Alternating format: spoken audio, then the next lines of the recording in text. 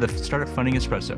I'm Hall T. Martin, where we talk about how to raise funding and invest in startups and the time it takes to drink an espresso.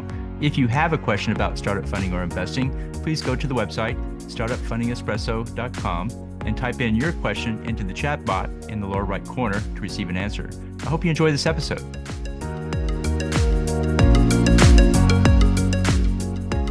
Hello, this is Hall T. Martin with the Startup Funding Espresso, your daily shot of startup funding and investing. In the early days of a startup, innovation can look trivial. Innovation is often applied to the lower end of the market. New technologies often start as simple devices or applications. These devices have minimal functionality and lack robust features.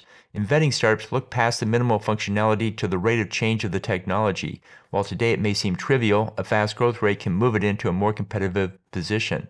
Look at the underlying growth driver. For example, semiconductors double their density every 18 months. Genomics brings an even higher growth rate. It's these drivers that determine the trajectory of a startup's product. Startups that leverage growth drivers are positioned to succeed over time. The incumbents often dismiss startups because their initial solution underperforms the current competition. Over time, the startup's product will outperform. Consider this in evaluating startups for investment. Thank you for joining us for the Startup Funding Espresso, where we help startups and investors connect for funding. Let's go start listening to today. Hall T. Martin is the director of Investor Connect, which is a 501c3 nonprofit dedicated to the education of investors for early stage funding.